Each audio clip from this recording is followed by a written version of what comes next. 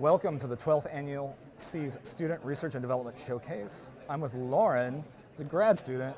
What department are you with? I'm in EMSE, Engineering Management and Systems Engineering. Excellent. So tell me the title of your project and what you're going to be presenting to everybody today. My project's called Evaluating Inter-Organizational Information Management Strategies in Humanitarian Response. Okay. And we are exploring how to figure out the best way that humanitarian response organizations can get and use information in a response setting. So give me like an example, like a problem that this would be used for. So the example that we're using here in the poster is the Ebola response in West Africa a couple of years ago. The information was hard to get. We needed to find out where people were getting sick, where the epidemic was flaring up, and then what those people had come into contact with.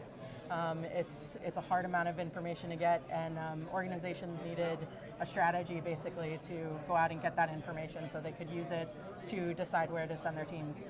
Okay.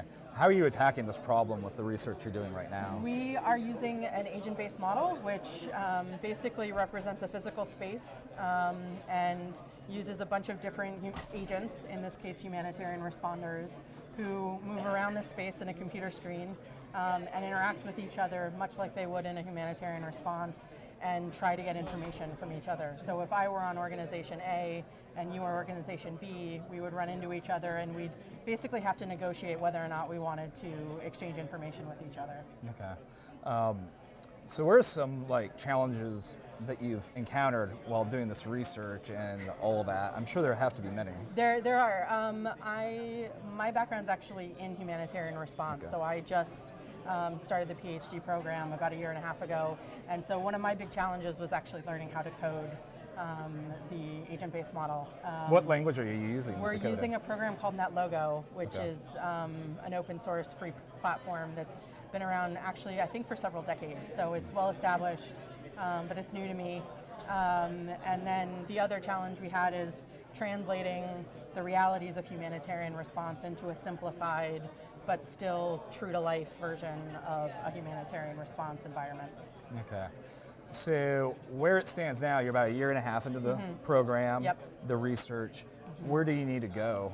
Well, there's sort of two avenues. One is actually disseminating some of these preliminary results. We want to work with non-governmental organizations that do response to talk to them about our findings. We looked at a number of different strategies that an organization could use to get information, and we found some lessons learned, and we've got some recommendations. So we'll be talking to some organizations that are active in the field. And then in terms of furthering this model, we'd like to introduce social networks within teams and across teams. Okay. And also look at how the actions of one organization may affect the different organizations that are working in the response. Excellent. So who's your advisor and what does that relationship or guidance look like? My advisor is Professor Erica Gralla, Okay. and she's the reason I came into the program, and the relationship has lived up to what I was hoping it would be. She's very communicative about what I'm doing well and what my need for improvements are. We meet very regularly. She also has some experience in the humanitarian response world, so we actually met while I was working, and I learned about her research interests and decided to come study with her, and it's been great. I really enjoy working with her. Did you ever imagine doing a PhD? It was sort of in the back of my mind, but working in humanitarian response, almost nobody has a PhD, so it wasn't a super clear career path, but because my interests in information are so important right now in humanitarian response, I thought it was a good step to see what I could do with it in the future. Excellent. Lauren, thank you for your time. I wish you the best.